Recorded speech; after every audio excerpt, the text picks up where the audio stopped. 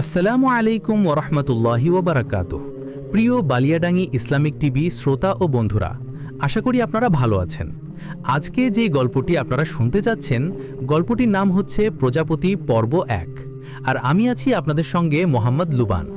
Edit পরিচালনায় রয়েছেন মঞ্জুর আলম, আর গল্পটি লিখেছেন মুসাফা মিম। গল্পটি যদি আপনাদের ভালো লেগে থাকে, লাইক কমেন্ট করে চ্যানেলটি সাবস্ক্রাইব করতে ভুলবেন না। তো চলুন বেশি দেরি না করে গল্পে যাওয়া যাক। সাদমান বাগানে চেয়ার পেতে বসে আছে। পাশেই নারকেল গাছ সারি পাতে দাঁড়ানো। বৈশাখ মাসের অসহ্য রকম গরম পড়েছে। কোথাও বাতাসের ছিটে ফোঁটা নেই, তবে এতে তার কোনো সমস্যা হচ্ছে না। পাশেই বড় একটি টেবিল ফ্যান আপন মনে ঘুরছে। বড়লোক মানুষ, তারা গরম সহ্য করবে কেন? কিছুক্ষণ পরেই সাদমানের মা হাতে চাদর নিয়ে আসলেন। বাগানে বড় একটি আম গাছ রয়েছে। আম গাছের নিচে প্রায়ই সাদমানের মা বসে থাকেন। হাতে থাকে ক্রুশ এবং উলের সুতা। তিনি সোয়েটার বোনেন। পুরো কাজটিই করেন নিজের শখ থেকে। সাদমান মায়ের দিকে আর চোখে তাকিয়ে পুনশ্চ পত্রিকার পাতায় মনোযোগ দিল। রেহানা বেগম বসতে বসতে বললেন, তোমার বাবা আত্মীয় স্বজনদের দাওয়াত দিচ্ছে। তোমার বিয়েতে কোনো অনুষ্ঠান করা হয়নি। কোন দিন অনুষ্ঠান করলে ভালো হয় বলো তো? সব কিছু তো তোমরাই ঠিক করেছ। মেয়েকে দেখারও সুযোগ পাইনি। মেয়ে কি করে, কোথায় থাকে, এ সম্পর্কেও জানি না আমি। তাই আমাকে শুধু শুধু কেন জিজ্ঞাসা করছো মা? এভাবে কেন বলছো? আমরা কি তোমার জন্য খারাপ কিছু চিন্তা করতে পারি? তাছাড়া ফিজা খুব চমৎকার একজন মেয়ে। দুদিন হলো বিয়ে হলো তোমাদের। আর কিছুদিন যাক, নিজেই বুঝতে পারবে, দেখে নিও। সাবধানে ক্রুশ ধরো মা, তোমার হাতে লাগবে। তুমি কি এখনো সাদিয়ার জন্য অপেক্ষা করছো? মিথ্যে বলবো না তোমাকে, আমি আসলেই সাদিয়াকে খুব বেশি ভালোবাসি। সাদমান, তুমি শিক্ষিত ভদ্র একজন ছেলে। সবাই তোমাকে এজন্য খুব পছন্দ করে। বাংলাদেশের মানুষরা তোমার ভালো কাজের জন্য তাদের মনে তোমাকে জায়গা দিয়েছে। শুধু একটা কথাই বলবো, কখনো এমন কিছু করো না যাতে তোমার বাবার এবং আমাদের পরিবারের সম্মান নষ্ট হয়। সাদমান নিরুত্তর, চোখে থাকা চশমা খুলে পরিষ্কার করছে। রেহানা বেগম আবারও বললেন, ফিজার মতো স্ত্রী পাওয়া ভাগ্যের ব্যাপার। মেয়েটা গুণবতী, রূপবতী, সেই সাথে দিনদার, একজন কুরআনের হাফেজা। তাই সময় থাকতেই নিজেকে শুধরে নাও বাবা। সাদমান এতক্ষণে চশমা পরে ফেলেছে। ললাটে বিরক্তির ভাঁজ। পত্রিকা ভাঁজ করে মায়ের উদ্দেশ্য বলল, আমি সাদিয়াকে কথা দিয়েছিলাম মা, আমি শুধু তাকেই বিয়ে করব। আমি বুঝতে পারছি তোমাকে বাবা, তবে সব সময় মনে রাখবে, ভাগ্য আমাদের সৃষ্টির পূর্বেই আল্লাহ তাআলা লিখে ফেলেছেন। আমাদের উচিত বিনয়ীর সহিত আল্লাহর সিদ্ধান্ত মেনে নেওয়া। সাদমান কথা বাড়ালো না। পকেট থেকে ফোন বের করল। মেসেজ এসেছে, হয়তো সাদিয়া মেসেজ করেছে। রেহানা বেগম সোয়েটার বুনছেন। সাদমান টেবিল ফ্যান মায়ের দিকে ঘুরিয়ে দিল। তবে এই মুহূর্তে ফ্যানের প্রয়োজন ছিল না। আচানক গাছের পাতা নড়ে উঠল। শুকনো পাতা আনন্দের সহিত নিচে পড়ছে। জমিনে থাকা ঘাস হেলে দুলে বাতাস আগমনের খবর দিচ্ছে। বাগানের বাপাশে হরেক জাতের ফুল মিষ্টি মুখে সাদমানের দিকে তাকিয়ে আছে। তবে এসব উপেক্ষা করে সাদমানের দৃষ্টি পড়ল একজন মেয়ের দিকে। সে ফোন বন্ধ করে হাঁটুর উপরে রেখে দিল। মেয়েটি হাতে ট্রে নিয়ে রেহানা বেগমের দিকে এগিয়ে আসছে। অবশ্য রেহানা বেগম এসবে অন্যমনস্ক। সাদমান কিছুক্ষণের মেয়েটিতে হারিয়ে গেল। মেয়েটি লজ্জা মিশ্রিত অবয়বে সাদমানের দৃষ্টিতে আটকে পড়ল। সাদমান দৃষ্টি হটাচ্ছে না। মেয়েটি নিজে থেকেই স্বীয় দৃষ্টি সরিয়ে নিল। পরনে তার গোলাপি রঙের শাড়ি। শাড়ির আঁচল বাতাসে দুলছে। মাথায় গোলাপি রঙের ওড়না। গাত্রবর্ণ হলুদ ফর্সা, যেন দুধে আলতা গায়ের রং। কালো কেশ কটিদেশ ছাড়িয়েছে। চোখে অসম্ভব মায়া। পাপড়ি মেলে কারো দিকে দৃষ্টি দিলেই যেন সে কুপকাত হতে প্রস্তুত, যেমনটি সাদমানের সাথে হচ্ছে। সাদমান একটিবারের জন্য তার দৃষ্টি হটাতে পারল না। মেয়েটি পুনশ্চ সাদমানের দিকে তাকালো। এবারের তাকানোর গভীরতা ছিল অত্যাধিক। 30 বছরের সুদর্শন যুবক সাদমান যেন সেই গভীরতাতে ডুবে যাচ্ছে। বাতাসের তীব্রতায় তার মাথা থেকে ওড়না সরে গিয়েছে। কিছু চুল ললাটে এসে পড়েছে। মেয়েটি এক হাত দিয়ে ট্রে শক্ত করে ধরে এলোমেলো চুলগুলোকে সরিয়ে নিল। রেহানা বেগমের আওয়াজে দুজনেই নিজেদের প্রস্তুত করে নিল। এসেছো তুমি? ভালো করেছো মা, বসো এখানে। আচ্ছা, বসার আগে একটা কাজ করো, আমার খুব পানি তেষ্টা পেয়েছে। বাগানের দক্ষিণ দিকে কল আছে, সেখান থেকে আমার জন্য পানি নিয়ে এসো। মেয়েটি মুচকি হেসে একদিকে মাথা নাড়িয়ে চাদরের পাশে থাকা ছোট্ট বোতল হাতে নিয়ে উঠে পড়ল। রেহানা বেগম বিরক্তি গলায় বললেন, একটু আগেও তো কি সুন্দর বাতাস বইছিল, এখন আবার কি হলো? যেই গরম পড়েছে ইদানিং। সাদমান গম্ভীর গলায় বলল, আমাদের তো কোনো সমস্যা নেই মা, এসি আছে, কারেন্ট চলে গেলে জেনারেটরের ব্যবস্থা আছে। যাদের এত সুযোগ সুবিধা নেই তারা সত্যিকার কষ্টের মর্ম বোঝে। ঠিক বলেছ তুমি। তুমি কয়েকটা দরিদ্র পরিবারের বাসস্থান ঠিক করে দেবে বলে সিদ্ধান্ত নিয়েছিলে। কাজ কত দূর তোমার? এখনও অনেক কাজ বাকি। ওই দিন দেখলাম সাংবাদিকরা নিউজ করেছে, বড় করে হেডলাইন দিয়েছে, বাংলাদেশের স্বনামধন্য ব্যবসায়ী মানবতার ফেরিওয়ালা সাবেক এমপি সাকিব সাহেবের পুত্র জনাব সাদমান সানিম ১০০ জন পরিবারের বাসস্থান ঠিক করে দেওয়ার দায়িত্ব নিয়েছেন। কত মানুষ যে তোমার প্রশংসা করছিল, গর্বে আমার হৃদয় প্রশান্ত হয়ে গেল। সাংবাদিকরা একটু বাড়িয়েই বলে, মা একটা কথা জিজ্ঞাসা করি? হ্যাঁ করো। মেয়েটা কে? কোন মেয়েটা? এই যে চা নিয়ে আসলো? রেহানা বেগম হাতে থাকা সোয়েটারটি সাদমানের দিকে ছুঁড়ে দিয়ে বিস্ময় গলায় বললেন, তুমি তোমার বউকে চিনতে পারছো না? তার মানে এই 2 দিন দুজন কোনো কথা বলোনি? কষ্ট দিলে তুমি আমাকে। মেয়েটা এতিম, এমন করো না মেয়েটার সাথে। তোমার ভালো ভালো কাজের জন্য প্রত্যেকে তোমাকে পছন্দ করে। তাছাড়া তুমি সত্যিই একজন ভালো মানুষ। তবে একজন পুরুষ তখনই সম্পূর্ণ ভালোর সার্টিফিকেট অর্জন করতে পারে যখন সে তার স্ত্রীর কাছে ভালো। মা রেগে যেও না। তুমি শিওর এই মেয়েটি ফিজা? আমার মাথা গরম করো না সাদমান। ঠিক আছে, সরি, এবার থামো। উনি এদিকেই আসছে। ফিজা এবার আর সাদমানের দিকে তাকালো না। সাদমানও অনুশোচনায় দৃষ্টি নত করে রাখল। রেহানা বেগম মুচকি হেসে ফিজাকে বললেন, তোমার স্বামীকে চা দাও। ফিজা একটি চায়ের কাপ সাদমানের দিকে এগিয়ে দিল। আবারও পৃথিবীতে বাতাসের আগমন ঘটল, যেন বাতাস তাদের রোমাঞ্চকর মুহূর্ত উপভোগ করছে। সাদমান কিছুক্ষণ চায়ের কাপের দিকে তাকিয়ে রইল। ফিজা তার হাত আরও এগিয়ে দিল। সাদমানের হৃৎপিণ্ড কেঁপে উঠল। ইতিপূর্বে এমন হয়েছে কিনা তার মনে নেই। সে কাপা কাপা হাতে চায়ের কাপ স্পর্শ করল। ফিজা স্নিগ্ধ স্বরে বলল, সাবধানে ধরুন, আর নয়তো পড়ে যেতে পারে। সাদমান অস্ফুট স্বরে বলল, বাতাসের বৌদলতে খুব কাছ থেকে বউয়ের কৃষ্ণকেশের ঘ্রাণ পাচ্ছে। এসব মুহূর্ত যেন অজানা কোনো মোহে তাকে বিভোর করে দিচ্ছে। ফিজা রেহানা বেগমের পাশে গিয়ে বসে পড়ল। অমনি সাদমানের ফোন বেজে উঠল। সাদিয়া ফোন দিয়েছে। কল বেজে যাচ্ছে কিন্তু ধরার নাম নেই। রেহানা ভ্রু কুঁচকে বললেন, সাদমান, ফোনটা ধরো। তোমার কাজের কেউ তো হতে পারে। সাদমান চায়ের কাপ চেয়ারের উপর রেখে উঠে পড়ল। দ্রুত গতিতে কদম ফেলে বাড়ির ভিতরে চলে গেল। 3 তলা বিশিষ্ট ডুপ্লেক্স বাড়ি তাদের। বাড়িতে পুরনো দিনের হরেক রকম নকশা করা আছে। সাদমান কাচের ফটক বেধ করে ড্রয়িং রুমে গিয়ে বসল। নিচতলা পুরোটাই ড্রয়িং রুম। উত্তর পাশে টয়লেট এবং কিচেনের ব্যবস্থা করা আছে। সাদিয়া এ অবধি 3 বার ফোন দিয়ে ফেলেছে। সাদমান কল রিসিভ করতেই সাদিয়া বলল, তোমার কি হলো সাদমান? 2 দিন যাবৎ তোমাকে ফোনে পাচ্ছি না কেন? তোমার ব্যক্তিগত অ্যাসিস্ট্যান্টকেও ফোন দিয়েছি, তিনিও ফোন ধরেননি। সমস্যা কি বলো আমাকে? সাদমান আমতা আমতা করে বলল, আমার বিয়ে হয়ে গেছে সাদিয়া। কি? মজা করছো না তো আমার সাথে? আমার বাবার ওই দিন তোমার পরিবারের সাথে খারাপ আচরণ করা উচিত হয়নি। আমি দুঃখিত এজন্য। তবু অন্তত মিথ্যে বলো না। আমি মিথ্যে বলছি না। বিশ্বাস না হলে আমার অ্যাসিস্ট্যান্ট আকাশকে ফোন দাও। সাদিয়া সাথে সাথে ফোন রেখে দিল। সাদমান মাথায় হাত দিয়ে 2 দিন পূর্বে চলে গেল। সে বিয়ের দিন রাতে ফিজার সাথে কতই না খারাপ ব্যবহার করেছে। ফিজার জায়গায় অন্যটিও হলে কি চুপচাপ সহ্য করত? সাদমান এসব চিন্তায় বিভোর। অমনি ফিজা খালি ট্রে নিয়ে ড্রয়িং রুমে প্রবেশ করল। সাদমানকে বিষণ্ণ দেখাচ্ছে, কিন্তু ফিজা তার কাছে এগিয়ে গেল না। পাশ কাটিয়ে ড্রয়িং রুমে অবস্থিত সিঁড়ি বেয়ে উপরে চলে আসলো। সাদমান ললাটে দুশ্চিন্তা ভাঁজ ফেলে সেখানেই শুয়ে পড়ল। ফিজা কক্ষের দরজা লাগিয়ে স্বীয় স্থানেই নিজের ক্লান্ত শরীরকে ছেড়ে দিল। জানালার পর্দা খোলা, বাহিরের আকাশ দেখা যাচ্ছে। বাগানে থাকা লিচু গাছটি অনিমেষ ফিজার দিকে তাকিয়ে আছে। গাছের ডালে একজোড়া পাখি গায়ে গা মিলিয়ে বসে আছে। এ দৃশ্য দেখে ফিজার নয়ন নীর গাল বেয়ে মেঝেতে গড়িয়ে পড়ল। নীরব কান্না আর কত! সে আওয়াজ করে কাঁদল। নিজেই নিজের সাথে কথা বলল, ফিজা, তুই খারাপ ভাগ্য নিয়ে জন্মেছিস। আর নয়তো সবসময় আল্লাহর অনুগত থাকার পরেও এমন হয় কারো সাথে? যাকে মন থেকে আল্লাহর কাছে চেয়ে দোয়া করেছিস, সেই সাদা তো বিয়ের দিন তোর সাথে প্রতারণা করল। সাদমানকে পেলি তার মনেও অন্য কেউ রয়েছে।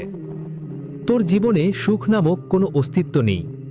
ফিজা দুহাত দিয়ে মাথা চেপে ধরে ভাঙ্গা ভাঙ্গা গলায় বলল, আল্লাহ আমাকে খুব বেশি ভালোবাসেন, তাই আমার জীবনে দুঃখের পরিমাণ এত বেশি। তিনি উত্তম পরিকল্পনাকারী, অবশ্যই ভালো কিছু হবে। কিন্তু এসব সান্ত্বনা তার মনকে শান্ত করতে পারল না। সে মেঝেতে গুটিসুটি হয়ে শুয়ে কাঁদতে লাগল। পরক্ষণেই মনে হলো এটা তো তার নিজের বাড়ি নয়। শ্বশুরবাড়িতে নিজের ইচ্ছে মতো চললে হবে না। ফিজা উঠে বসল, এক দৌড়ে ওয়াশরুমে চলে গেল। পানি দিয়ে চোখে ধুয়ে নিল। কিছুতেই কাউকে তার মনের অবস্থা বোঝানো যাবে না। আয়নায় নিজেকে দেখতেই দুদিন আগে ঘটে যাওয়া সমস্ত ঘটনা তার সম্মুখে ভেসে উঠল। মোল্লা বাড়িতে আজ অনেক কাজ। বর পক্ষরা আসবেন। বেশি মানুষ দাওয়াত করা হয়নি। কাল সারারাত চেষ্টা করেও ফিজা দুচোখ এক করতে পারেনি। পরিবারের বড় মেয়ে সে, তাই দুশ্চিন্তার পরিমাণ বেশি। তার বিয়ে হয়ে গেলে মা এবং ছোট ভাইবোনগুলোর কি হবে? তাদের দোকান ভালো মতো চলবে? সে কি আগের মতো মাকে বেশি সময় দিতে পারবে? ইত্যাদি চিন্তায় বিভোর সে। আকাশ পরিষ্কার হতেই কলিং বেল বেজে উঠল। ফিজার ছোট ভাই সামির দরজা খুলে দিল। ফিজার বান্ধবীরা এসেছে। ফিজার দুই ভাই।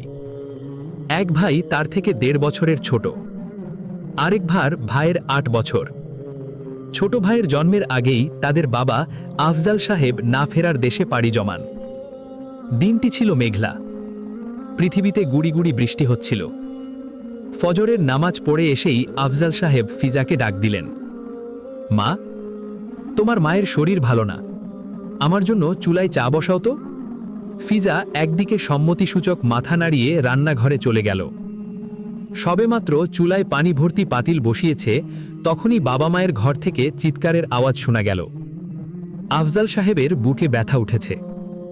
অবশ্য এই অসুখ নতুন নয়।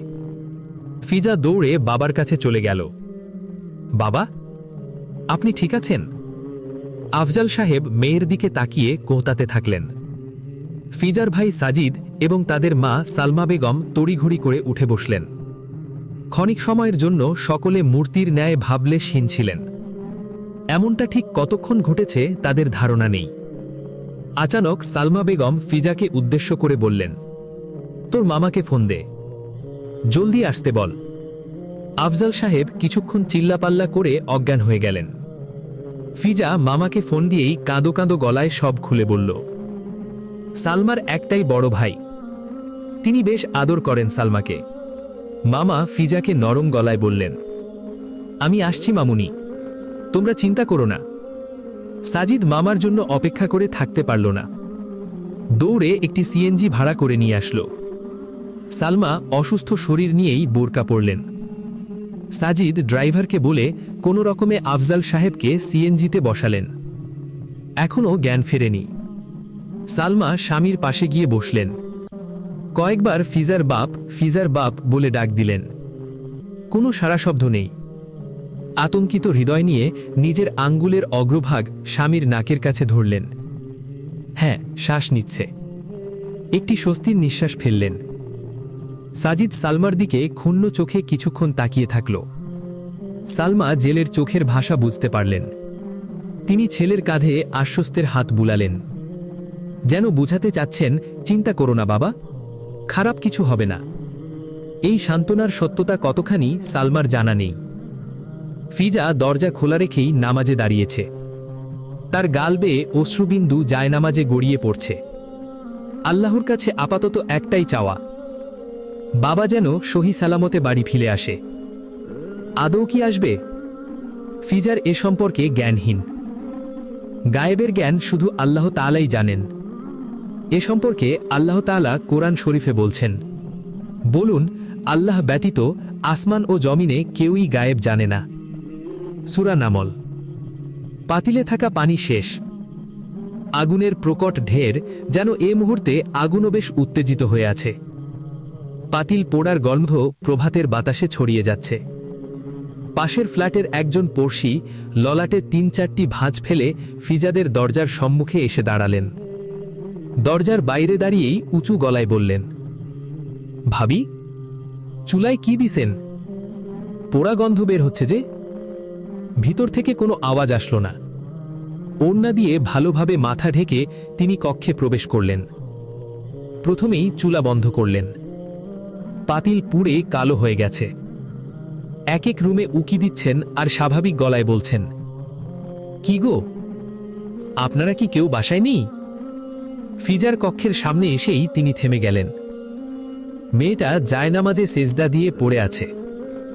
কয়েকবার ডাকলেন, ফিজা নিরুত্তর। হাত দিয়ে সহসা ধাক্কা দিতেই ফিজা একদিকে ঘুরে গেল। মেয়েটা অচেতন, কেঁদে কেঁদে মুখ রক্তিম বর্ণ বানিয়ে ফেলেছে। জায়নামাজের সম্মুখভাগ নয়ন নীরে টইটুম্বুর হয়ে আছে। তিনি স্বীয় হাতের কোষে সামান্য পানি নিয়ে ফিজার মুখাবয়বে ছিটিয়ে দিলেন। প্রথমবার জ্ঞান ফিরল না। তৃতীয়বার ফিজা চোখে মেলে তাকিয়েই হাউমাউ করে কেঁদে দিল। পড়শি ভয় পেয়ে গেলেন। তিনি আতঙ্কিত গলায় বললেন, ঠিক আছো মা তুমি? আন্টি, আমার বাবা আর এই দুনিয়াতে নেই। কি? তুমি কি করে জানলে? একটু আগে মামা ফোন দিয়েছেন। কি হয়েছিল ওনার? ফিজা কেঁদে কেঁদে উত্তর দিল, হসপিটালে যাওয়ার আগেই বাবা এন্তেকাল করেছেন। ও আচ্ছা। ফিজার কাতর চিৎকার আশেপাশের সকলকে জাগিয়ে তুলল। কাকেরাও অজানা কোনো কারণে তাদের আওয়াজ বাড়িয়ে দিল। পৃথিবীতে আসা গুড়ি গুড়ি বৃষ্টি পূর্ণ শক্তি দিয়ে জমিনে আসতে থাকল। কংক্রিটের বিল্ডিংগুলো মুহূর্তেই কালচে আকার ধারণ করল। পড়শি ফিজাকে কোনো প্রকার সান্ত্বনা দিতে পারলেন না। ফিজাকে ঝাপটে ধরে বসে রইলেন। এক একজন কৌতূহলী মন নিয়ে ফিজাকে দেখে যান আর ধীর কণ্ঠে জিজ্ঞাসা করেন, কি হয়েছে? পড়শি স্থির গলায় বলেন, ওর বাবা। এটুকুতেই পুরো বিষয়টি সকলের কাছে পরিষ্কার হয়ে যায়। ওই দিনের পর থেকে আজ অবধি ফিজা মন খুলে হেসেছে কিনা তার মনে পড়ে না। সামান্য হেসেছিল যেদিন সাদাতদের পক্ষ থেকে বিয়ের প্রস্তাব পেয়েছিল। সাদাতকে অনেক আগ থেকে ফিজা একতরফাভাবে পছন্দ করত।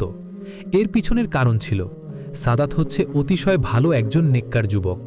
তার মনে পড়ে সে আল্লাহর কাছে মানুষটির নাম ধরে দোয়াও করেছিল। দেখা যাক আল্লাহর পরিকল্পনা কি হয়। ফিজাকে সাজানো হয়ে গেছে। লাল শাড়িতে মেয়েটাকে পরীর মতো লাগছে। দুটো ডানা হলেই যেন আকাশে ছুটে যাবে। কাছের আত্মীয় স্বজনরা ধীরে ধীরে পৌঁছে যাচ্ছেন। বড়সড় কোনো অনুষ্ঠান হবে না। সাদমানের বাবা মাও এসেছেন। তাদের জন্য স্পেশাল কক্ষের ব্যবস্থা করা হয়েছে। সম্মানিত মানুষদের সম্মান দেয়া নিঃসন্দেহে যুক্তিযুক্ত কর্ম। ফিজা নিজে থেকেই রেহেনা বেগমের কাছে ছুটে গেল। রেহেনা মুচকি হেসে বললেন, এটাই বোধহয় প্রথম যেখানে বউ অতিথিকে দেখার জন্য চলে এসেছে। আপনাকে কখনো পরিবারের বাইরের কেউ মনে করিনি আন্টি। আর পরিবারের মানুষগুলোর সাথে লজ্জা না করাই শ্রেয়। অবশ্যই মা, আমিও তোমাকে আমার মেয়ের মতোই চিন্তা করি। তোমাকে আজ খুব সুন্দর লাগছে। ফিজা কিছু বলল না, মুচকি হেসে দৃষ্টি নত করে ফেলল। রেহেনা বেগম চলে গেলেন 1 বছর আগের স্মৃতিতে। ফিজেকে তিনি প্রথম দেখেছিলেন তার বান্ধবীর এক শিক্ষা প্রতিষ্ঠানে। মেয়েটা একজন শিক্ষিকার কপাল ম্যাসাজ করে দিচ্ছিল। তিনি খুব বিস্ময়ে মেয়েটার দিকে তাকিয়েছিলেন। এখনকার ছাত্রছাত্রীদের কাছ থেকে টিচারদের প্রতি এতটা বিনয়ী হওয়া খুবই কম দেখা যায়। রেহেনা বেগমের বান্ধবী তার পিছনে দাঁড়িয়ে বললেন, ওই সুন্দরী মেয়েটাকে দেখছিস নাকি? হ্যাঁ, কি করে বুঝলি? মেয়েটা খুবই ভালো এবং ব্রিলিয়েন্ট। আমাদের বিদ্যালয়ে তার বেশ সুনাম রয়েছে। আমার ইচ্ছে আছে তাকে পড়ালেখার জন্য বিদেশে পাঠাবো। নাম কি? ফিজা। বাবা কি করে? নেই। তবে মেয়েটার একটা সমস্যা আছে। কি? সে সবসময় গম্ভীর হয়ে থাকে। হতে পারে হৃদয়ে কোনো ক্ষত আছে, হয়তো। তবে কখনো নিজের সম্পর্কে কিছু বলে না। আচ্ছা যাই হোক, আমি একটা দরকারে তোর কাছে এসেছি। বলে ফেল। আরমান সাহেবকে তো চিনিস, 5টা ফ্যাক্টরির মালিক। ওনার ছোট মেয়ে সাদিয়ার ব্যাপারে আমাকে জানাতে হবে। মেয়েরা তেমন একটা সুবিধার না, আমার ছেলের বন্ধুর কাজিন। যাই হোক, তবুও তুই ভালোভাবে খোঁজ নে। আচ্ছা। ওই দিনের পর পুনশ্চ ফিজার সাথে রেহেনা বেগমের দেখা হয়েছিল নিজের বৃদ্ধাশ্রমে। ফিজা কয়েকজন মুরব্বীকে গোসল করিয়ে দিচ্ছে। রেহেনা বেগম কিছুক্ষণ ফিজার দিকে এক দৃষ্টিতে তাকিয়েছিলেন। একজন কর্মচারী রেহেনা বেগমকে এভাবে তাকিয়ে থাকতে দেখে কাছে আসলেন এবং বিনয়ের স্বরে বললেন, ম্যাম, কোনো সমস্যা হয়েছে? মেয়েটা কবে থেকে এখানে কাজ করছে এবং কেই বা তাকে কাজে রাখল? তিনি এখানে কাজ করেন না, তিনি একজন ডাক্তার। অবশ্য পড়ালেখা এখনও শেষ করেননি। মাঝে মাঝে এখানে এসে সবার সাথে সময় কাটান। কখনো কারো অসুখ হলে নিজে হাতে সেবা দেন। মেয়েটা খুব ভালো মনের মানুষ। মেয়েটার কাজ শেষ হলে ডেকে আনো। জি। ফিজা সেদিন শঙ্কিত চিত্তে রেহেনা বেগমের সামনে দাঁড়িয়েছিল। এর আগে কখনো বৃদ্ধাশ্রমের মালিককে সরাসরি দেখেনি সে। রেহেনা বেগম শঙ্কিত হওয়ার কারণ বুঝতে পারলেন। তিনি মুচকি হেসে বললেন, আমার পাশে বসো। ফিজা বাধ্য মেয়ের মতো বসে পড়ল। সকালে খেয়েছ? জি। আপনি? হ্যাঁ। এখানে কি প্রায় সময় আসো? জি। কেন আসো? পৃথিবীর প্রতিটি বিষণ্ণ মানুষগুলোর সামান্য সান্ত্বনার কারণ হয়ে বাঁচতে চাই আমি। খুবই সুন্দর চিন্তা তোমার। আমাকে চেনো? একজন ভালো মানুষ, একজন ভালো মা, একজন ভালো স্ত্রী আপনি। আমার মনে হয় না ততটাও ভালো আমি। আপনার ছেলেকে দেখলেই বোঝা যায়। আরমান সাহেবকে তো চিনো? ওই যে 5টা ফ্যাক্টরির মালিক। ওনার ছোট মেয়ে সাদিয়ার ব্যাপারে আমাকে জানাতে হবে। বাবা জীবিত থাকাকালীন সময়ে চুলার বিজনেস করতেন। তার মৃত্যুর পর আমি আর ভাই মিলে পুনরায় এই কাজটাই শুরু করি। বাবার জমানো কিছু টাকা ছিল এবং আমাদের ভাগ্যও খুব সুপ্রসন্ন ছিল, আলহামদুলিল্লাহ। তাই সফলতা আসতে বেশি দেরি হয়নি। আপাতত ভাই দোকানের কাজে নিয়োজিত আছে। এভাবেই সংসার চলে যায়, মাশাআল্লাহ। শুনে ভালো লাগলো। সবসময় বোরকা পরে থাকো, তোমার অস্বস্তি লাগে না? অভ্যস্ত হয়ে গিয়েছি, তাই খারাপ লাগে না। তাছাড়া আমাকে এই পৃথিবীতে সবথেকে বেশি যিনি ভালোবাসেন তিনি হলেন আল্লাহ। তার জন্য এটুকু কষ্ট কিছুই না। মাশাআল্লাহ, তোমার চিন্তাভাবনা সুন্দর। ওই দিনের পর থেকেই ফিজা এবং রেহেনা বেগমের মধ্যে ভালো একটি সম্পর্ক তৈরি হয়। তিনি কয়েকবার ফিজার মায়ের কাছে সাদমানের জন্য ফিজার ব্যাপারে বিয়ের প্রস্তাব পাঠানোর চিন্তা করেন, কিন্তু সাদিয়ার জন্য পাঠাতে পারেননি। তবে রেহেনা বেগম বেশ খুশি, মেয়েটার ভালো জায়গায় বিয়ে হচ্ছে। আজ মেয়েটাকে খুব প্রাণবন্ত দেখাচ্ছে। রেহেনা বেগম খানিকক্ষণ ফিজার দিকে তাকিয়ে থাকলেন। কিছুক্ষণ পর ফিজার মা হাতে ফোন নিয়ে কক্ষে প্রবেশ করলেন। তাকে খুব বিষণ্ণ দেখাচ্ছে। ফিজা মাকে দেখে বাড়িয়ে গেল। সালমা বেগম মেয়েকে নির্ঝঞ্ঝাট স্থানে নিয়ে গেলেন। কি হয়েছে মা? সাদাতদের বাড়িতে সমস্যা হয়েছে, সে তোমার সাথে কথা বলতে চায়। দেখি আমাকে ফোন দাও। ফিজা কর্নে ফোন তুলে নিতেই সাদাত বলল, ফিজা, আমার ফুপুরা বিয়েতে ঝামেলা করছে। তারা জানতে চাচ্ছে আজ থেকে 6 বছর আগে ওই দিন রাতে তোমার সাথে কি ঘটেছিল। খুব কষ্ট পেলাম। তাহলে আপনিও অন্যদের মতোই? কল্পনাও করিনি আপনি আমাকে এই প্রশ্নটি করবেন। আমাকে ভুল বুঝো না তুমি। আমার আত্মীয় স্বজন কিভাবে যেন বিষয়টি জেনে গিয়েছে, তারাই এখন ঝামেলা করছে। আমাকে বাড়ি থেকে বের হওয়ার সুযোগও দিচ্ছে না। ফিজা ফোন কান থেকে নিচে ফেলে দিল। সালমা বেগমের কাছে এখন সব পরিষ্কার। তিনি ফোন তুলে বললেন, তার মানে তোমার উদ্দেশ্য ছিল আমাকে মেয়েকে কষ্ট দেওয়া, এই জন্যই বিয়ের প্রস্তাব পাঠিয়েছ? আন্টি, আমাকে ভুল বুঝবেন না। আর কোনো কথা বলবে না। আমি তোমার সাথে আমার মেয়েকে বিয়ে দিব না। দরকার হয় সারা জীবন নিজের কাছেই রেখে দেব, তবুও তোমাদের মতো পুরুষের হাতে কখনোই তাকে তুলে দেব না। সালমা বেগম ফোন রেখে দিলেন। বিয়ে ভাঙার খবর সব জায়গায় ছড়িয়ে পড়ল। মুহূর্তেই শুরু হয়ে গেল সমালোচনা। এই মুহূর্তে মেয়েটার কতটা কষ্ট হচ্ছে সে সম্পর্কে কারো ধারণা নেই। এরাই হচ্ছে মানুষ রূপে লুকিয়ে থাকা কুৎসিত জীব। রেহেনা বেগম সবটা বুঝতে পারলেন। তিনি দ্রুত সাদমানকে ফোন দিলেন। সালমা বেগম মেয়ের অতীত বলতে চাইলেন। রেহেনা মনুষ্যত্বের পরিচয় দিয়ে বললেন, আমি সব জানি। আপনার মেয়ের বান্ধবী আগেই আমাকে সব জানিয়েছে। তবে কখনো আপনাদের প্রশ্ন করিনি, কারণ আমি জানি আপনারা এ প্রশ্নে আহত হন। আর এটাই আমাদের প্রিয় নবী হযরত মুহাম্মদ সাল্লাল্লাহু আলাইহি ওয়াসাল্লামের শিক্ষা। তিনি কখনো কারো কষ্টের কারণ হননি। সাদমান আসলো, মায়ের কথা রক্ষার্থে বিয়েও করল। তবে সে এই বিয়ের জন্য মোটেও প্রস্তুত ছিল না। তাই বিয়ের দিন রাতেই সাদমান কর্কশ্বরে বলল, আমি সাদিয়া নামের একজনকে ভালোবাসি। মায়ের জন্য শুধু আপনাকে বিয়ে করেছি। আশা করব পরিস্থিতি স্বাভাবিক হলেই আপনি নিজে থেকে চলে যাবেন। এটুকুই ছিল তাদের প্রথম আলাপন। তবে সেদিন ফিজার চক্ষু ছিল নিঃশূন্য। ভিতরের ক্ষতের গভীরতা যদি অধিক হয় তখন ধীরে ধীরে পানির শূন্যতা বৃদ্ধি পায়। ক্ষতগুলো তখন রক্তে টইটম্বুর হতে থাকে, যেন সামান্য বুক চিরুলেই রক্তের বন্যা বয়ে চলে শুরু করবে। সাকিব সাহেব ড্রয়িং রুমেই ঘুমিয়ে পড়েছে। সাকিব সাহেব সবেমাত্র বাড়িতে এসেছেন। ঘণ্টাখানেক বাইরে জরুরি কাজে ব্যস্ত ছিলেন তিনি। ফিজা ঠান্ডা শরবত বানিয়ে দিল। তিনি 3 ঢোকে পুরোটা খাওয়া শেষ করলেন। এতক্ষণ সে বাধ্য মেয়ের মতো শির নত করে শ্বশুরের পাশে দাঁড়িয়েছিল। সাকিব সাহেব বললেন, তুমি আমার মেয়ের মতো, এত সম্মান দিতে হবে না আমাকে। বুঝতে পেরেছ কি বলেছি? জি। যাও, এখন যে সাদমানকে ডেকে নিয়ে আসো, অলিমার ব্যাপারে আলোচনা করতে হবে। উপরে আসার সময় দেখেছিলাম নাক টেনে ঘুমাচ্ছে। জি। ফিজা নিচে চলে আসলো। এসি চলছে। সাদমানের গায়ে থাকা চাদর নিচে পড়ে আছে। ফিজা সাদমানের মাথার পাশে গিয়ে বসল। কিছুক্ষণ স্বামীর দিকে তাকিয়ে থাকলো। মানুষটা দেখতে খুব সুন্দর। ঘুমের মধ্যে নাক টানোর অভ্যেস নেই। তবে বাবা যে বললেন নাক ডেকে ঘুমাচ্ছে, ধ্যাত, এটা হয়তো বাবা কথায় কথায় বলে ফেলেছেন। ফিজা নরম স্বরে কিছুক্ষণ সাদমানকে ডাকল। ঘুমন্ত সাদমান কিছুই শুনতে পেল না। ফিজা মাথায় হাত রাখল। তার আঙুলগুলো সাদমানের চুল স্পর্শ করছে। বাবা এবং ভাই ব্যতীত এই প্রথম কোনো পুরুষের চুল স্পর্শ করেছে সে। ফিজা মাথায় হাত রেখে এভাবেই কিছুক্ষণ বসে থাকলো। মানুষটাকে জাগাতে ইচ্ছে করছে না, থাকুক না ঘুমিয়ে, আমি না হয় এভাবেই পাশে বসে দেখে যাই তাকে। কিন্তু এসব চিন্তা বেশিক্ষণ স্থায়ী হলো না। সাদিয়ার কথা মনে হতেই ফিজা হাত সরিয়ে নিল এবং উঁচু আওয়াজে বলল, আপনাকে বাবা ডাকছেন। আওয়াজের উচ্চতা এতই বেশি ছিল যে সাদমান দ্রুত চোখ খুলে ফেলে এবং ফিজার হাত ধরে তার কাছাকাছি নিয়ে গেল। তবে সে কাজটি সজ্ঞানে করেনি।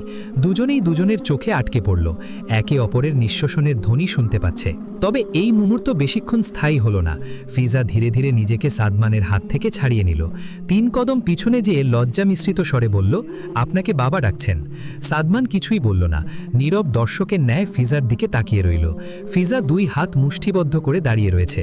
কিছুক্ষণ এভাবে থেকে স্থান ত্যাগ করল। সাদমানের ঘুমের রেশ এখনও কাটেনি। 2 হাত দিয়ে বারবার চোখ মুছে নিচ্ছে। বুকে হাত দিতেই অনুভব করল হৃৎপিণ্ডে কম্পন হচ্ছে।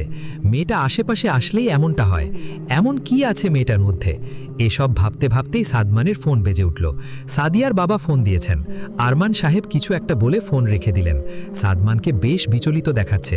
সে এক মুহূর্ত দেরি না করেই গাড়ি নিয়ে বেরিয়ে পড়ল। ফিজা উপরের জানালা থেকে পুরো দৃশ্য দেখল। সাদমানের তড়িঘড়ি করে বের হওয়ার কোনো উত্তর খুঁজে পেল না সে। রেহেনা বেগম বাগানেই ছিলেন, তাকেও বেশ বিচলিত দেখালো। মনে হচ্ছে তিনি কিছু উপলব্ধি করতে পেরেছেন। তবে যাই হোক, সাকিব সাহেবকে কিছু জানানো যাবে না। তিনি রাগী মানুষ, হুটহাট রেগে যাওয়া তার বৈশিষ্ট্যের মধ্যে পড়ে। সাদমান হসপিটালে পৌঁছে গেছে। হসপিটালের বাইরের দৃশ্য বেশ মনোরম, হরেক রকম গাছপালা দিয়ে ভরপুর। সম্মুখের সড়ক পরিষ্কার, যেন কিছুক্ষণ পূর্বেই ঝাড়ু দিয়ে পরিষ্কার করা হয়েছে। সড়কের ডান পাশে সারিবদ্ধভাবে সিএনজিওয়ালারা দাঁড়িয়ে আছেন। তাদের দৃষ্টি হসপিটালের প্রধান ফটকের দিকে। ক্ষণে ক্ষণে গোল বৃত্তের উপস্থিতি, প্রতিটি বৃত্ত ফুল গাছ দিয়ে ভরপুর। বিদেশি কিছু ফুল গাছ রয়েছে, তবে ফুলগুলো ছেঁড়ার অনুমতি নেই। সাদমান ফোন কানে নিয়েই হসপিটালের ভেতর প্রবেশ করল। সাদিয়াকে 3য় তলায় রাখা হয়েছে। কিছুক্ষণ লিফটের সামনে দাঁড়িয়ে থাকল। লিফটের সম্মুখে অনেক ভিড়। সে সিঁড়ি বেয়েই উপরে ওঠার সিদ্ধান্ত নিল। 3য় তলায় আসতেই সাদিয়ার ভাই সাদমানকে নিয়ে গেল। সাদিয়া আত্মহত্যা করতে চেয়েছিল। নিজের ঘরে ঢুকে চুপিসারে হারপিক খেয়ে নিয়েছে। ভাগ্যিস এই দৃশ্য তার ছোট ভাই দেখে ফেলেছিল, আর নয়তো কি যে হতো। আত্মহত্যা কি এতই সোজা? সাদিয়ার সাথে সাদমানের প্রথম পরিচয় হয় কানাডাতে। দুজনেই সেখানে পড়ালেখার জন্য গিয়েছিল। সাদমান সাদিয়াকে একজন বন্ধুর থেকে কখনোই বেশি কিছু মনে করেনি, অথচ সাদিয়া ছিল নাছোড়বান্দি। সে যে কোনো মূল্যেই সাদমানকে নিজের করে পেতে চেয়েছিল। অবশেষে সে সফলতার মুখ দেখেছে। আজ থেকে 1 বছর আগে রেহেনা বেগম জানতে পেরেছিলেন সাদিয়া সাদমানকে কুফরি কালামের মাধ্যমে হাসিল করার চেষ্টা করছে।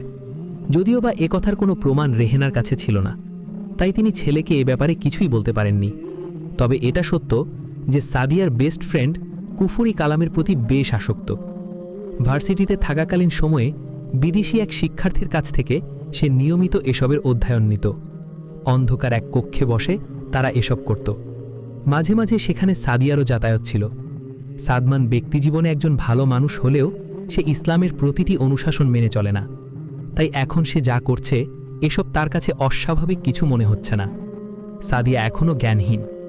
আরমান সাহেব সাদমানকে তার সাথে আসার ইশারা করলেন। সাদমান উঠে আসলো।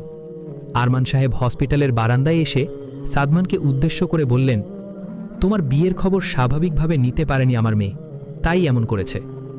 সাদমান কিছুই বলল না।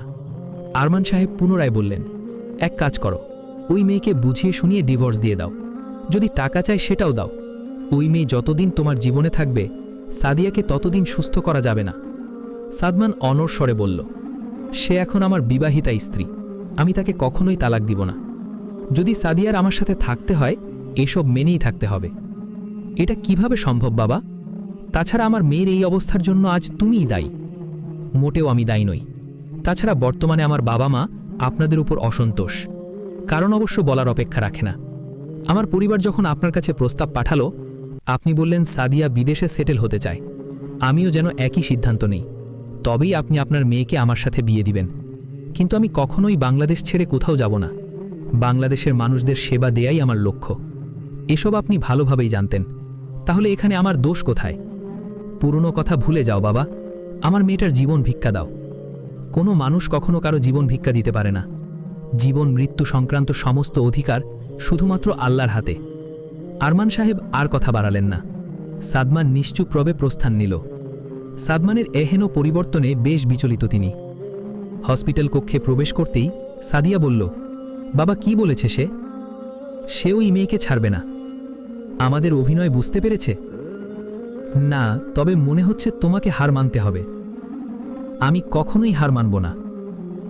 সাদিয়ার মা সহজ সরল মানুষ, নিজের মধ্যে কোনো প্যাচ রাখেন না। তিনি সাদিয়ার কর্ণে স্বীয় মস্তিষ্ক এগিয়ে নিয়ে বললেন, মা, তোমার উচিত বাস্তবতা মেনে নেওয়া।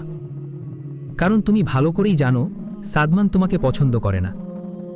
যেটুকু পাচ্ছ সেটুকু হলো তোমার কুফরি কালামের জন্য। আমার মনে হয় তোমার সাদমানকে ভুলে যাওয়া উচিত। সাদিয়া মায়ের কথা শুনে দুহাত দিয়ে কান চেপে ধরল।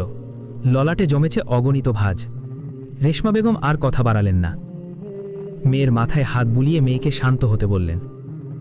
গোধূলি লগ্ন বিদায়ের পূর্ব মুহূর্ত। ফিজা ছাদে দাঁড়িয়ে আছে। পক্ষীকুলেরা স্বীয় গন্তব্যে ফিরে যাচ্ছে। গগনে দুটো ঘুড়ি দেখা যাচ্ছে, যেন তারা প্রতিযোগিতায় নেমেছে কে কতটা উপরে উঠতে পারে। শুভ্র মেঘের রং গোধূলির রঙের সাথে ভাব মিলিয়েছে। উত্তরের দিকে এক বিশাল মাঠ, বাচ্চারা সেথায় খেলায় মগ্ন। ফিজা ছাদের এক কোণায় দাঁড়িয়ে পুরো আকাশ উপভোগ করার বৃথা চেষ্টা চালাচ্ছে। এতে তেমন লাভ হচ্ছে না, কারণ তার মন বিষণ্ণ। বিষণ্ণ থাকাটাই খুব স্বাভাবিক। সাদমান এখনও বাড়ি ফেরেনি। ফিজা ফোনের স্ক্রিনে তাকাতেই লক্ষ্য করল তার বান্ধবী মিসড কল দিয়েছে। সে কল ব্যাক করল। অপর পাশ থেকে তার বান্ধবী বলে উঠল, আসসালামু আলাইকুম, কেমন আছিস? ওয়ালাইকুম আসসালাম, আলহামদুলিল্লাহ ভালো, তুই? আলহামদুলিল্লাহ। তোর বর তো অনেক বড় লোক, তাই মিসড কল দিলাম। তুই কবেই বা কল দিস? এতদিন পর ফোন দিলাম আর অপমান করা শুরু করলি, তাই তো? অপমান কই করলাম, সত্যিই তো বললাম। আচ্ছা যাই হোক, সাদমান সানিম তোর বর, এটা যেন আমার বিশ্বাসই হচ্ছে না। কত মেয়ে ওনার জন্য পাগল জানিস? তুই খুব লাকি। ফিজা মলিন স্বরে বলল, আসলেই খুব লাকি আমি। এভাবে কথা বলছিস কেন? কিছু হয়েছে? না, কি হবে? তোর বর কোথায়? জানি না। আজীব, বর কোথায় সেটাও জানিস না? আর আমার বর তো আমাকে না বলে কোথাও বেরই হয় না। সবাই তো আর তোর মতো ভাগ্য নিয়ে জন্মায়নি, তাই না? অপর পাশে থাকা রিফা এবার আর তার চাঞ্চল্য ধরে রাখল না। রিফা খুব হাসি খুশি একজন মেয়ে। অন্যকে হাসানোই যেন তার অন্যতম বৈশিষ্ট্য। রিফা স্থির গলায় বলল, সবসময় আমাকে তোর কষ্টগুলো শেয়ার করতি, এতে নাকি তোর হৃদয়ের ভারী বোঝা নেমে যায়। সত্যি করে বলতো, কি হয়েছে তোর? ফিজা তার চোখের পানি আটকে রাখতে পারল না। অবিলম্বে দু চোখে পানি ভর্তি হলো। এবার সেগুলো এক ফোঁটা দু ফোঁটা করে গাল বেয়ে গড়িয়ে পড়ল। রিফা বলল, থাক, বলতে হবে না। বুঝতে পারছি তোদের সম্পর্কে ভালো না। যেভাবে তোদের বিয়ে হয়েছে, স্বাভাবিকভাবেই সাদমানের এ সম্পর্ক মেনে নিতে সময় লাগবে। তবে তুই চুপ করে বসে থাকিস না। যেই কাজগুলো সাদমানকে আকর্ষিত করে সেই কাজগুলো বেশি বেশি করবি। বুঝতে পেরেছিস? ফিজা নিরুত্তর। আল্লাহ তার পছন্দনীয় বান্দাকে বারবার পরীক্ষায় ফেলেন। মনে কর এটাও একটা পরীক্ষা তোর জন্য। তুই ধীরে ধীরে সাদমানের মন জয় করার চেষ্টা কর। দেখবি একসময় সব ঠিক হয়ে যাবে। আল্লাহ কি আমাকে ভালোবাসেন রিফা? এটা কেমন প্রশ্ন? তিনি অবশ্যই তোকে অনেক ভালোবাসেন। তোর পরিস্থিতি চিন্তা কর, এত বিপদের পরেও তুই আল্লাহ বিমুখ হোসনি। এটাই তো প্রমাণ করে তার ভালোবাসার ব্যাপারে। আমাদের নবীদেরও বিপদ ছিল, তার মানে কি আল্লাহ তাদের ভালোবাসতেন না? তিনি তাদের বেশি ভালোবাসতেন, তাই পরীক্ষাও বেশি নিয়েছেন। অথচ তারা ছিল নিষ্পাপ। এটা দুনিয়া, এখানে পরীক্ষার মধ্যেই থাকতে হবে। একটা শেষ হবে, আরও একটার জন্য প্রস্তুতি নিতে হবে। আল্লাহ তাআলা কোরআনে কি বলেছেন? মানুষ কি মনে করে যে আমরা ঈমান এনেছি বললেই তাদের ছেড়ে দেওয়া হবে আর তাদের পরীক্ষা করা হবে না? আল কোরআন। তুই তো আমার থেকেও বেশি ব্রিলিয়ান্ট এবং বুদ্ধিমতী, তাহলে এসব কি আবল তাবল বলছিস? আমি খুব ক্লান্ত, তাই মাথা কাজ করছে না আমার। তোর মা এসব জানে না? উনি মায়ের সাথে ভালোভাবেই কথা বলেন, তাই আমি আর মাকে কিছু জানাইনি। সাদমান বিবেকসম্পন্ন পুরুষ, আশা করছি খারাপ কোনো কাজ সে করবে না। তুই শুধু চেষ্টা চালিয়ে যা। দোয়া করিস। তোর বিয়েতে আসার চেষ্টা করেছিলাম, কিন্তু একটা গুরুত্বপূর্ণ কাজ পড়ে গিয়েছিল, তাই আসতে পারিনি। ফিজার দৃষ্টি নিচের দিকে। সাদমানের গাড়ি বাসার আঙিনায় প্রবেশ করছে। 4 জন কর্মচারী ব্যতীত বাসায় কেউ নেই। রেহানা এবং সাকিব সাহেব দরকারি কাজে এক আত্মীয়ের বাড়িতে গিয়েছেন। রিফা ফিজার কোনো সারশব্দ না পেয়ে ফিজার নাম ধরে ডাক দিল।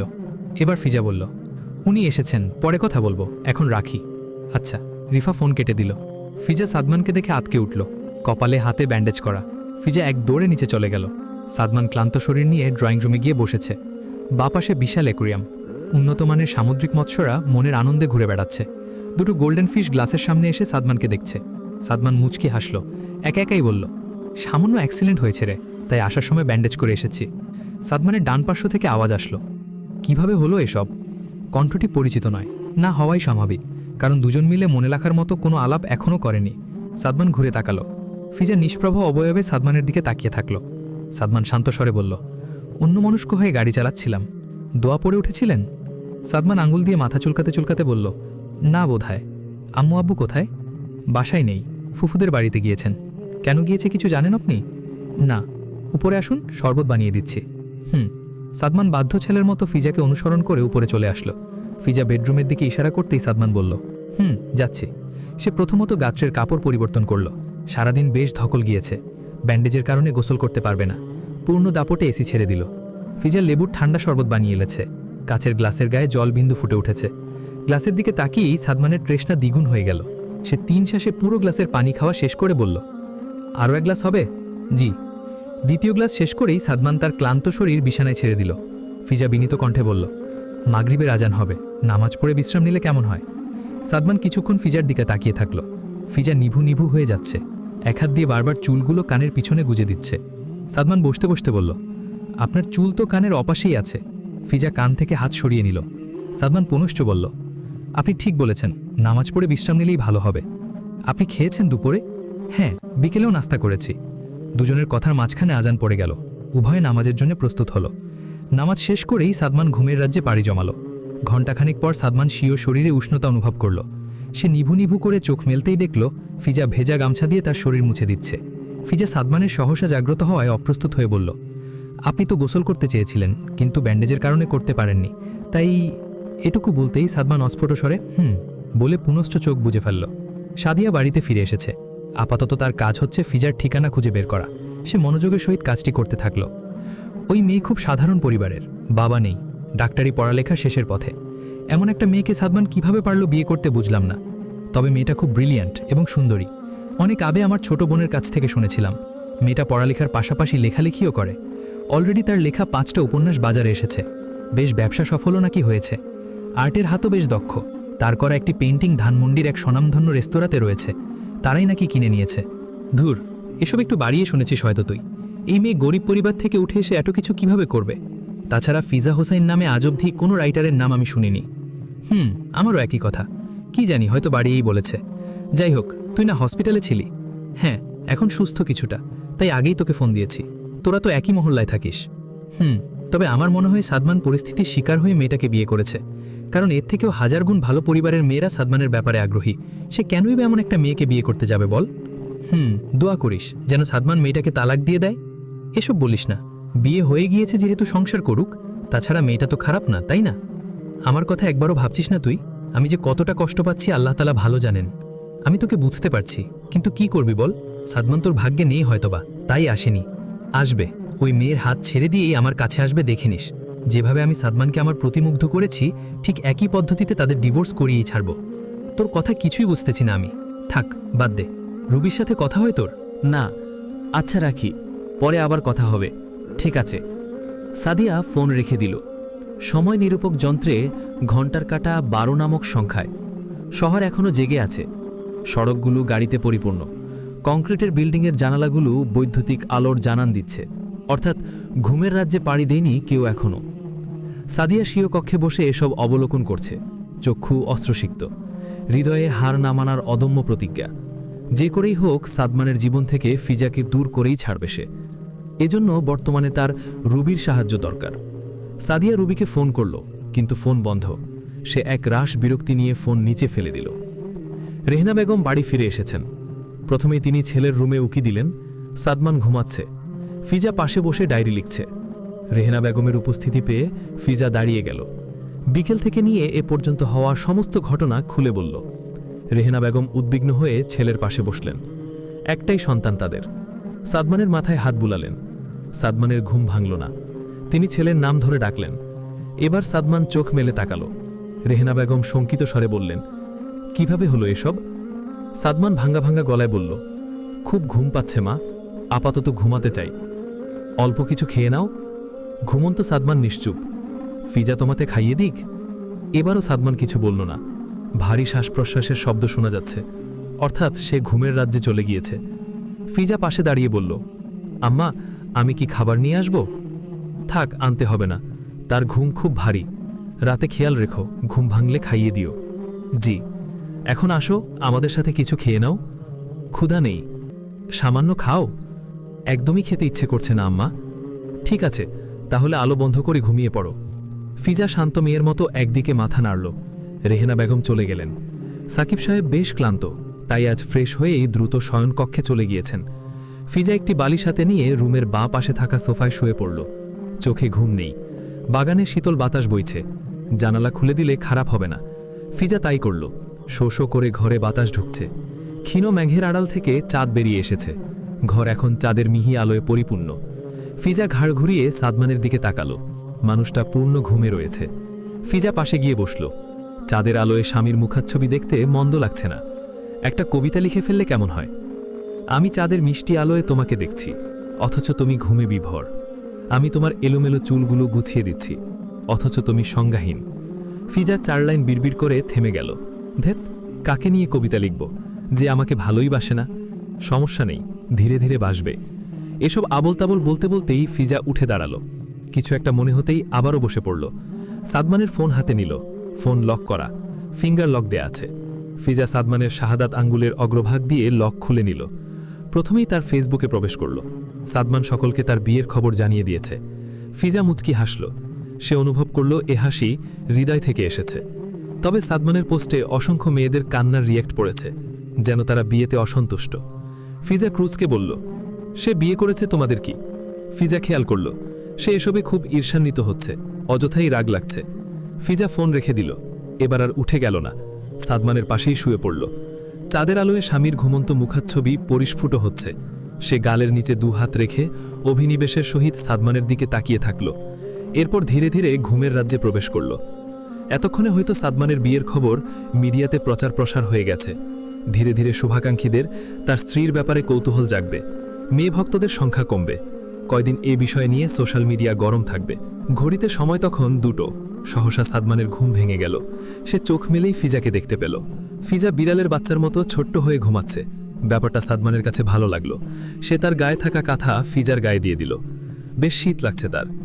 গ্রীষ্মকালে শীত, ব্যাপারটা অদ্ভুত। সাদমান উঠে গিয়ে এসি বন্ধ করে দিল। ওয়াশরুমের দিকে পা বাড়াতেই মাথা ঘুরে পড়ে গেল। ফিজার ঘুম গাঢ় নয়, সামান্য আওয়াজেও তার ঘুম ভেঙে যায়। ফিজার উঠে বসল। আলো জ্বালাতেই দেখল সাদমান নিচে পড়ে আছে। ফিজে সেদিকে এগিয়ে গেল। আপনি ঠিক আছেন? ওয়াশরুমে যেতে চাই। আমার কাঁধে হাত রাখুন, আমি আপনাকে সাহায্য করছি। সাদমান কাঁধে হাত রাখতেই ফিজা বলল, আপনার গায়ে অনেক জ্বর, বিকেলেও তো স্বাভাবিক ছিলেন। সাদমান ফিজার কাঁধে ভর দিয়ে সম্মুখে আগাতে আগাতে বলল, এ নতুন কিছু না, 2 দিন পরপরই আমার জ্বর আসে। অনেক ডাক্তার দেখিয়েছি, কিন্তু তারা কোনো রোগ চিহ্নিত করতে পারেনি। আমি এখন এসবে অভ্যস্ত হয়ে গিয়েছি। আমি ওয়াশরুমের সামনে দাঁড়াচ্ছি, আপনি ভিতরে প্রবেশ করুন। সাদমান মৃদু আওয়াজে বলল, হুঁ, বলে ভিতরে চলে গেল। ফিজা ভেবে পাচ্ছে না এ সময় রেহেনা বেগমকে জাগানো উচিত হবে। ঘণ্টাখানেক আগে তারা ঘুমিয়েছে। এসব ভাবতে ভাবতেই সাদমান বেরিয়ে আসলো। ফিজা তাকে বেডে শুয়ে কিচেনে চলে গেল। সামান্য খাবার নিয়ে আসলো। সাদমান মৃদু গলায় বলল, এখন একটুও খেতে পারবো না। চেষ্টা করলেই পারবেন, আপনাকে কোনো পরিশ্রম করতে হবে না, আমি খাইয়ে দিব। আপনি শুধু 2 দাঁত দিয়ে চর্বণ করবেন। সাদমান জ্বরের তীব্রতা নিয়েও মুচকি হাসল। কাপা স্বরে বলল, আপনি কথায় কথায় কঠিন সাহিত্য বলেন। আপনি লেখক মানুষ নাকি? কি জানি। হাঁ করুন। 3 চামচ খেয়েই সাদমান আর খেতে পারল না। ফিজাও আর জোর করল না। ফিজা খাবারের প্লেট রেখে বলল, আপনি এপাশে আসুন। কেন? মাথায় পানি দিয়ে দিব। এত রাতে এসব করার কোনো দরকার নেই, আপনি ঘুমান। আমি পানি নিয়ে আসছি। সাদমান ফিজার প্রস্থানের দিকে অপলক নয়নে তাকিয়ে থাকল। মা ঠিকই বলেছেন, মেয়েটা আসলেই খুব ভালো। ফিজা হাতে পানির বালতি নিয়ে চলে আসলো। সাদমান চোখ বন্ধ করে ফেলল। মেয়েটাকে এখন অস্বস্তিতে ফেলা ঠিক হবে না। তবে মেয়েটার লাজুক অবয়ব ভয়নিক সুন্দর। বারবার তাতে হারিয়ে গেলেও বিরাট ভুল কিছু হবে না। ফিজা শান্ত মেয়ের মতো পানি ঢালছে। দুজনেই নীরব। সাদমান নীরবতা ভেঙে বলল, আপনি খুব ভালো। আমি মাসখানিক আগে প্রজাপতি নামের একজন লেখিকার একটি উপন্যাস পড়েছিলাম। বইটির নাম ছিল নীলকান্ত। গল্পের নায়িকাটিও সেম আপনার মতো সুন্দর মনের একটি মেয়ে ছিল। আপনি বই পড়েন? তেমন একটা না, ওই মেয়েটার বই পড়েছিলাম। আমার বন্ধু উপহার দিয়েছিল। বাসায় থাকতে থাকতে বোর হচ্ছিলাম, তাই পড়েছিলাম আর কি। তাহলে তো বলতে হয় প্রজাপতি নামের লেখিকা খুব ভাগ্যবতী। কেন? আপনার মতো একজন অমনোযোগী পাঠক তার বই পড়েছে। তবে তিনি খুব সুন্দর লিখেন। তিনি কি তার বইয়ে এটা লিখেননি, স্ত্রীর সামনে অন্য মেয়ের প্রশংসা করতে নেই? ফিজা এটুকু বলেই হাত দিয়ে মুখ চেপে ধরল, যেন মুখ ফসকে সে এমন কথা বলে ফেলেছে। সাদমান আর কথা বাড়ালো না, ঠোঁটের কোণে টেনে দিল মুচকি হাসির রেখা। দুজনেই একদম নীরব। বাগানে থাকা গাছগুলোর বাতাসের সুমধুর ধ্বনি ভেসে আসছে, তবে আপাতত তাদের নীরবতার ভাষা ভিন্ন, যা দুজনকেই আকর্ষিত করছে। হৃৎপিণ্ড কম্পিত হচ্ছে, যেন এটা নতুন প্রেমের পূর্বাভাস। সাকিব সাহেব বাগানে বসে আছেন। সম্মুখে সাদা রঙের টি টেবিল, 4টি চেয়ার টেবিল ঘিরে দাঁড়িয়ে আছে। টেবিলের উপর একটি আইফোন ছাড়া আর কিছুই নেই। ফিজা চায়ের কাপ নিয়ে এসেছে। সাকিব সাহেব পত্রিকা পড়ছেন। মাঝে মাঝেই তিনি বাগানে পত্রিকা নিয়ে বসেন। পৃথিবীতে তখন সকালের রৌদ্র বিরাজমান থাকে। সহসা শীতল বাতাস শরীরে দোলা দিয়ে যায়। তিনি বিষয়গুলো বেশ উপভোগ করেন। ফিজা চায়ের কাপ রেখে সাকিব সাহেবের পাশে কিছুক্ষণ দাঁড়িয়ে থাকল। সাকিব সাহেব মাথা উঠিয়ে বললেন, কিছু বলবে? আপনার কি আর কিছু লাগবে? না মা, লাগলে ডেকে নিব তোমাকে। জি। সাদমান খেয়েছে? ফজরের নামাজ পড়ে সামান্য নাস্তা করেছিল। এখন কি করছে? ঘুমাচ্ছে। কি করি বলো তো, কোনো ডাক্তারই তার রোগ চিহ্নিত করতে পারছে না। তুমি তো একজন হাফেজা, তাই না? জি। তুমি কোরআন থেকে ঝাড়ফুঁক করে দেখো তো কোনো উন্নতি হয় কিনা। করেছি বাবা, উনি বললেন এখন কিছুটা ভালো লাগছে। নিয়মিত করে দেখো। জি। সাকিব সাহেব পুনশ্চ পত্রিকার পাতায় মনোযোগ দিলেন। এক হাতে রয়েছে চায়ের কাপ, কাপ থেকে গরম ধোঁয়া উঠছে। খুব সচেতনভাবে তিনি চুমুক দিচ্ছেন। ফিজা এতক্ষণে রেহেনা বেগমের কাছে চলে এসেছে। রেহেনা বেগম ছেলের চিন্তায় একদম নীরব হয়ে গেছেন। ফিজা অভয় গলায় বলল, আম্মা, চিন্তিত হবেন না, নিশ্চয়ই আল্লাহ একটা সমাধানের পথ বের দিবেন। রেহেনা বেগম ম্লান মুখে ঈষৎ মাথা ঝাঁকালেন, যেন তিনি এখন কোনো সান্ত্বনা বাণী শুনতে প্রস্তুত নন। ফিজা স্বীয় কক্ষে ফিরে আসলো। সাদমান ঘুমাচ্ছে। ফিজা স্বামীর পাশে গিয়ে বসল। কিছুক্ষণ অনিমিখে মানুষটার দিকে তাকিয়ে থাকলো। সরু নাক তার মুখের সৌন্দর্য দ্বিগুণ করে দিয়েছে। প্রথম দিনের মতো আজও স্বীয় আঙুলগুলো সাদমানের চুল স্পর্শ করল। এবার আর তা সরে আসলো না। মাথার অগ্রভাগে এবং মধ্যভাগে ঘূর্ণ হতে থাকলো। ফিজার কাছে এই মুহূর্তখানি খুবই ভালো লাগছে। আচানক সাদমানের ফোনে টুং করে শব্দ হলো। বুড়াই যাচ্ছে, মেসেজ এসেছে। ফিজা স্ক্রিনের দিকে তাকালো। সাদিয়া মেসেজ করেছে, আমি ভালো নেই সাদমান, তুমি যতদিন ওই মেয়েটার সাথে থাকবে ততদিন আমি ভালো থাকতে পারবো না। ফিজা ভ্রু কুঞ্চিত করে ফোন হাতে নিল। মস্তিষ্কে ভিড় হতে থাকলো উদ্ভট উদ্ভট চিন্তা। আসলেই কি সাদমান মেয়েটাকে ভালোবাসে? যদি সত্যিই তাকে ভালোবেসে থাকে, তবে আমার কি তার সাথে থাকা ঠিক হবে? মেয়েটা দেখতে কি খুব সুন্দরী? এসব ভাবতে ভাবতেই সহসা সাদমান চোখ মেলে তাকালো। ফিজা ফোন রেখে দিল। কিছু খাবেন? সাদমান মুখ চেপে ধরে উঠে বসল। ফিজা বিচলিত স্বরে বলল, আমি বড় বাটি নিয়ে আসছি, মুখ চেপে ধরে থাকুন। ফিজা দাঁড়াতেই সাদমান উবু হয়ে মেঝেতে বমি করে দিল। ফিজা আর প্রস্থান নিল না। সে সাদমানের পিঠে হাত বুলাতে থাকলো। কণ্ঠে রয়েছে অস্থিরতার স্বর। ঠিক হয়ে যাবে, ঠিক হয়ে যাবে, বেশি খারাপ লাগছে আপনার, ইত্যাদি ইত্যাদি। এরপর উঁচু আওয়াজে আম্মা বলে ডাক দিল। রেহেনা বেগমের সাথে দুজন গৃহপরিচারিকা ঘরে প্রবেশ করলেন। ফিজা অবাক নয়নে রেহেনা বেগমের দিকে নিচের দিকে ইশারা করল। সাদমান রক্ত বমি করেছে। রেহেনা বেগম বিচলিত কণ্ঠে বললেন, তুমি ঠিক আছো বাবা? সাদমান কুলি করে পুনশ্চ শুয়ে পড়ল। গৃহপরিচারিকারা রুম পরিষ্কার করে বের হয়ে গেলেন। সাকিব সাহেব এতক্ষণে উপরে চলে এসেছেন। গাড়ি বের করতে বলো ওকে, হসপিটালে নিয়ে যাব। রেহেনা বেগম বললেন, আর না, অনেক ডাক্তার দেখিয়েছি, বিদেশেও চিকিৎসা করেছি, কেউ রোগ ধরতে পারেনি, তাই ডাক্তারদের উপর আমি আর ভরসা করতে পারছি না। আমার মনে হচ্ছে এটা সাদিয়াদের কাজ। উপস্থিত দুজনেই বিস্ময় নয়নে কিছুক্ষণ রেহেনা বেগমের দিকে তাকিয়ে থাকলো। সাকিব সাহেব বললেন, যতদূর জানি সাদিয়ার সাথে সাদমানের তেমন কোনো সম্পর্ক ছিল না। সে কি করবে? অনেক কিছুই আছে যা আমি আপনাদের বলিনি এখনো। সাদিয়া নিয়মিত কালো জাদুর চর্চা করে। যাই হোক, এখন এসব নিয়ে ভাবার সময় না, সমাধান খুঁজে বের করুন। ফিজা বলল, আম্মা, আমার একজন শিক্ষিকা রয়েছেন, তার স্বামী খুব বড় একজন রাক্কি, তিনি কোরআন শরীফ থেকে রুকাইয়া করেন। আমি কি তাকে ফোন দিব? হ্যাঁ দাও, এক্ষুনি দাও। ফিজা সাদমানের ফোন থেকেই তার শিক্ষিকাকে ফোন দিল। সাদিয়ার মেসেজ এখনো স্ক্রিনে ভাসছে। ফিজা শান্ত মেয়ের মতো সাদিয়ার মেসেজ ডিলিট করে তার নাম্বার ব্লক লিস্টে ফেলে দিব। সাদিয়া রুবির সামনে বসে আছে। দুজনেই কক্ষের আলো বন্ধ করে রেখেছে। রুবি অস্ফুট আওয়াজে বলল, ফিজা মেয়েটা হয়তো অনেক আমলের মধ্যে থাকে, কারণ আমি শত চেষ্টা করেও তার উপর কালো জাদু করতে পারছি না। সাদিয়া কঠিন গলায় বলল, তুই বারবার চেষ্টা কর, এভাবে কতদিন সাদবনকে চালিয়ে নিবি? একদিন ঠিকই সে সত্যটা জেনে যাবে, তখন কি করবি? পরেরটা পরে দেখা যাবে, এখন যেটা বলেছি সেটা কর। বারবার এমন করতে থাকলে সাদমান শারীরিকভাবে অসুস্থ হয়ে যাবে, এমনও হতে পারে মারা যাবে। তাছাড়া নিউজ দেখলাম সাদমান বেশ অসুস্থ। তার অ্যাসিস্ট্যান্টের কাজই এটা, সামান্য অসুস্থ হলেই ফেসবুকে প্রচার করে দেয়। আমি আরেকবার শুধু চেষ্টা করব, এরপরেও যদি ফিজাকে কাবু না করতে পারি তাহলে এসব চিন্তা মাথা থেকে ঝেড়ে ফেলবি, কেমন? ঠিক আছে, তখন অন্য উপায়ে ফিজাকে সরাবো। তুই জীবনেও ভালো হবি না। তোর বান্ধবী আমি ভালো হই কি করে? রুবি তার কাজে মনোযোগী হলো, তবে তার চেহারায় ফুটে উঠেছে এক রাশ বিরক্তি, অর্থাৎ সে তার কাজে সফল হয়েছে বলে মনে হচ্ছে না। আসরের আজান হয়েছে, বাড়ির সকলে নামাজ পড়ে নিয়েছে। ফিজা সাদমানের পাশে বসে কুরআন তেলাওয়াত করছে। রাকির বলে যাওয়া সবগুলো সূরা পড়া শেষ। ছোট্ট একটি বোতলে পানি রয়েছে, সেই পানিতে ফুঁক দিল। এরপর সাদমানের পুরো শরীরে ফুঁক দিল। নিজেকে ঘোরাতেই সাদমান বলল, আপনার তেলাওয়াত খুব সুন্দর, আমাকে শেখাবেন আপনি? ফিজা উৎফুল্ল অবয়বে বলল, অবশেষে চোখে খুলেছেন আপনি, আলহামদুলিল্লাহ। আমি তো ঘুমাচ্ছিলাম, তবে মনে হলো স্বপ্নের মধ্যে একজন পরী এসেছে আমার কাছে এবং আমাকে কুরআন তেলাওয়াত করে শোনালো। চোখে মেলেই আপনাকে দেখলাম। ফিজা মুচকি হেসে বলল, দুপুরের দিকে কি হয়েছে কিছুই মনে নেই আপনার? না তো, কেন, কি হয়েছে? একজন রাকি এসেছিলেন আমাদের বাসায়। এরপর তিনি আপনাকে ঝাড়ফুঁক করলেন। আপনার বালিশের ভেতর একটা তাবিজ খুঁজে পেয়েছেন।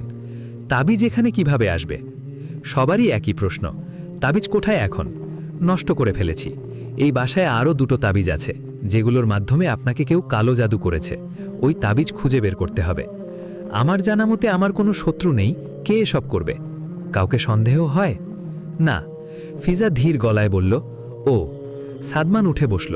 ফিজা সেলফে কোরআন শরীফ রাখতে রাখতে বলল, আমার সাথে আসুন। কোথায়? ওয়াশরুমে। আগে ফ্রেশ হবেন, এরপর খেতে হবে। আমার খুব বাগানে যেতে ইচ্ছে করছে। ঠিক আছে, খাবারের পর নিয়ে যাব। সাদমান খাবার শেষ করে বসে বসেই নামাজ পড়ল। এরপর ফিজার কাঁধে ভর দিয়ে বাগানে চলে আসলো। একটি চেয়ারে বসেছে সে, সামনেই রয়েছে অনেক রকম ফুল গাছ। ফিজা ধীর গতিতে সেদিকে এগিয়ে গেল। পৃথিবীতে বাতাস বইছে। সাদমান লক্ষ্য করল ফিজা আজও শাড়ি পরেছে। শাড়িতে অপরূপ লাগে মেয়েটাকে। সে অপলক নয়নে ফিজার দিকে তাকিয়ে থাকল। ফিজা লাল গোলাপ ফুলের দিকে উবু হয়ে ঘ্রাণ নিচ্ছে। সাদমান নরম স্বরে বলল, বড় ফুলটি বেশি সুন্দর, আমিও কি তার ঘ্রাণ নিতে পারি? ফিজা হাতে থাকা ফুলটির দিকে ইশারা করে বলল, এই ফুলটির কথা বলছেন? না, এই ফুলটিকে যে ধরে আছে তার কথা বলছি। সাথে সাথেই ফিজার অবয়বে পরিস্ফুট হলো এক রাস লাজুকতা। সে লজ্জাবতী ফুলের মতো নিভু নিভু হয়ে যাচ্ছে। বাঁ হাত দিয়ে বারবার চুলগুলো কানের পাশে নিয়ে যাচ্ছে। সাদমান ফিজার গাঢ় ব্রীড়া বুঝতে পারল। সে মুচকি হেসে দৃষ্টি নত করে নিল। ফিজা স্বীয় স্থান থেকে সরে এসে সাদমানের পিছনে এসে দাঁড়ালো। আপাতত দুজনেই নীরব। ফিজা নীরবতা ভেঙে বলল, দেখুন, ওইদিকে অনেকগুলো প্রজাপতি। সাদমান ঘুরে তাকালো। আসলেই একসাথে অনেকগুলো প্রজাপতি দেখা যাচ্ছে। সাদমান বলল, আপনি কি প্রজাপতি খুব পছন্দ করেন? জি, আমার বাবা যেদিন মারা যান সেদিন একটা প্রজাপতি আমার গায়ে এসে বসেছিল। যতক্ষণ আমি কেঁদেছিলাম ততক্ষণ সে আমার সঙ্গ ছাড়েনি। এরপর মাঝে মাঝেই তাকে আমাদের জানালার পাশে দেখতাম। আমি একা একাই তার সাথে কথা বলতাম। কি বলতে? ফিজা এবারও ফিজার দিকে তাকালো। ও সরি, কি বলতেন? তুমি শব্দটিই সুন্দর খুব। ঠিক আছে, কি বলতে তুমি? বলতাম, তুমি কি আমার বন্ধু হবে? যখন আমার মন খারাপ হবে তুমি আমার মন ভালো করে দিবে, আবার তোমার যখন মন খারাপ হবে আমি তোমার মন ভালো করে দেব। এরপর জানি না আমার কথা বুঝতো কিনা, কিন্তু সে প্রায় সময়ই আমাদের জানালার পাশে এসে বসে থাকত। আমি তার পাখায় আদর করে দিতাম। কিভাবে আদর করতে? ফিজা এবারও সাদমানের দিকে তাকালো। সাদমান ঠোঁটের কোণের দুষ্টু হাসির রেখা টেনে রেখেছে। ফিজা মুচকি হেসে প্রসঙ্গ পরিবর্তন করে বলল, তবে সত্য কথা কি জানেন? বলো শুনি। পৃথিবীর কুৎসিত মানুষগুলো থেকে প্রাণীরা হাজার গুণ ভালো। হ্যাঁ, এটা ঠিক বলেছ, এ ব্যাপারে কোনো সন্দেহ নেই। এরপর তোমার বন্ধু কি এখন আর আসে না তোমার কাছে? ওই বাসা চেঞ্জ করার পর থেকেই আর দেখতে পাইনি তাকে। তবে সে আমার একটি বড় পরিচয় হয়ে উঠেছে। যেমন? থাক, সময় হলে বলবো। ঠিক আছে। আমি প্রত্যেক সন্ধ্যায় একটি দোয়া পড়ি। প্রতিদিন সকাল সন্ধ্যায় এই দোয়াটি 3 বার পড়লে তার কোনো ধরনের ক্ষতি হবে এমনটি হতে পারে না। এক বর্ণনায় আছে, সকালে পড়লে সন্ধ্যা পর্যন্ত অতর্কিত কোনো বিপদে সে আক্রান্ত হবে না, আর সন্ধ্যায় পড়লে পরদিন সকাল পর্যন্ত অতর্কিত কোনো বিপদে সে আক্রান্ত হবে না। আবু দাউদ 5090, তিরমিজি 3388, ইবনে মাজা 3869। আরবি দোয়া একবার। বিসমিল্লাহিল্লাযী লা ইয়াদুররু মা'আসমিহি শাইউন ফিল আরদি ওয়ালা ফিস সামাই ওয়া হুয়াস সামিউল আলিম। বাংলা উচ্চারণ। বিসমিল্লাহিল্লাযী লা ইয়াদুররু মা'আসমিহি শাইউন ফিল আরদি ওয়ালা ফিস সামাই ওয়া হুয়াস সামিউল আলিম। আপনি পড়বেন দোয়াটি? অবশ্যই, আমাকে শিখিয়ে দাও। তাহলে আমার সাথে বলুন। সাদমান মুগ্ধ নয়নে ফিজার দিকে তাকিয়ে থাকল। ফিজা একটু একটু করে পুরো দোয়া সাদমানকে পড়তে সাহায্য করল। রেহানা দূর থেকে দুজনকে দেখে বেশ আনন্দিত হলেন। হয়তো বাকি দুটো তাবিজ খুঁজে পেলেই সাদমানের মাথা থেকে সাদিয়ার ভূত পুরোপুরি নেমে যেত। আজকাল বেশ অস্থির লাগে সাদিয়ার, সব কিছু যেন অগোছালো মনে হয়। বিষণ্ণতায় চারপাশ পরিপূর্ণ। সাদিয়া এবং তার মা বর্তমানে সাদমানদের বাড়িতে এসেছে। সাদিয়ার আসার খবর শুনে সাদমান ঘুমের ঘরে প্রবেশ করেছে, তবে সে পূর্ণ জাগ্রত। ড্রয়িং রুমে সবাই বসে আছে। ফিজা এবং সাদিয়ার দৃষ্টি বারবার এক হচ্ছে, কিন্তু দুজনের কেউ কারো সাথে কথা বলছে না। সাদিয়ার চেহারায় স্পষ্ট বিরক্তির রেশ। সে সাদমানের ঘরে যাওয়ার জন্য উদ্গ্রীব হল। রেহানা তাকে থামিয়ে দিয়ে বললেন, অনেকক্ষণ পর একটু ঘুমিয়েছে, এখন যেও না। সাদিয়া শান্ত মেয়ের মতো একদিকে মাথা নাড়াল। রেহানা সব জেনেও প্রমাণের অভাবে কিছুই বলতে পারছেন না। তিনি ইশারায় ফিজাকে সাদমানের ঘরে যেতে বললেন। ফিজা উঠে গেল। এ দৃশ্য সাদিয়াকে বেশ বিস্মিত করল। সে বুঝতে পারছে রেহানা বেগম ঠান্ডা মস্তিষ্কে তাকে অপমান করেছে। ফিজা কক্ষে প্রবেশ করতেই সাদমান উঠে বসল। ফিসফিস করে বলল, ওরা কি গিয়েছে? না, এখনও যায়নি। তাহলে আমি আরেকটু ঘুমাই? হ্যাঁ, অবশ্যই। সাদমান শুয়ে পড়ল। পুনরায় মাথা বাঁকিয়ে বলল, ফিজা, প্রথম দিন যা বলেছি তাকে এখনো মনে রেখেছ? না, ভুলে গিয়েছি। আমি হয়তো তোমার জন্য একজন ভুল মানুষ, তাই না? না, সঠিক মানুষ। আসলে সাদিয়া আপনাকে বাধ্য করেছে ভালোবাসার জন্য, আর সেটা তাবিজ করে। সাদমান উঠে বসল। নিজেকে প্রস্তুত করে বলল, তার মানে তুমি বলতে চাচ্ছ সাদিয়া এসবের সাথে জড়িত? আম্মা এমনটাই মনে করেন। প্রমাণ আছে কোনো? প্রমাণ থাকলে আমাকে দাও, আমি এখনই জিজ্ঞাসা করব। প্রমাণ নেই, তবে আমি চেষ্টা করব। আপনি শুয়ে পড়ুন, আপনার আওয়াজ শুনতে পেলে এদিকে চলে আসবে আবার। হ্যাঁ, তুমি ঠিক বলেছ। সাদমান শুয়ে পড়ল। ফিজা তার পাশেই বসে আছে। অনেক দিন পর নিজের ফোন থেকে ফেসবুক লগ ইন করল। একাধিক মেসেজ এসেছে, ঘন ঘন নোটিফিকেশনের আওয়াজ আসছে। সাদমান এক হাত দিয়ে কান চেপে ধরে বলল, তুমি কি সেলিব্রিটি নাকি? এত মেসেজ কে পাঠায় তোমাকে? অনেক দিন পর লগ ইন করেছি তো তাই। ফিজা এক এক করে সবগুলো মেসেজ দেখতে থাকল। আপু, আপনি কই হারিয়ে গেলেন? এখন লিখা দেন না কেন? আপনার নতুন বই কবে আসবে? ইত্যাদি। ফিজা কোনো মেসেজেরই উত্তর দিল না। সার্চ অপশনে যেয়ে সাদমানের পেজ সার্চ করল।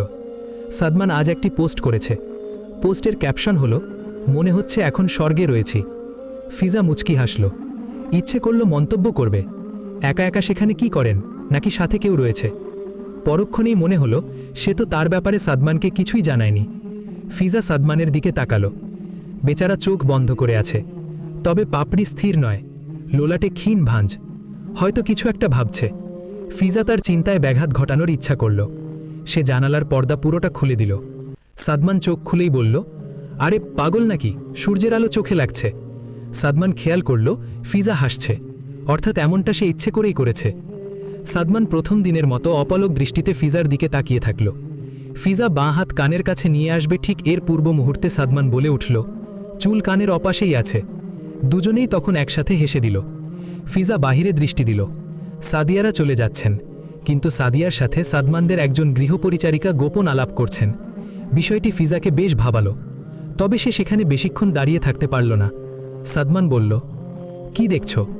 ওনারা চলে যাচ্ছেন, সেটাই দেখছিলাম। তাহলে আমি উঠতে পারবো? হ্যাঁ, অবশ্যই। বাসায় বসে থাকতে থাকতে আমি বোর হয়ে যাচ্ছি। আম্মুর জন্য বাইরেও যেতে পারছি না। পুরোপুরি সুস্থ না হওয়া অবধি কোথাও যাবেন না। আদেশ নাকি অনুরোধ? দুটোই। ফিজা খাটের একপাশে গিয়ে বসে পড়ল। দুজনেই আপাতত নীরব।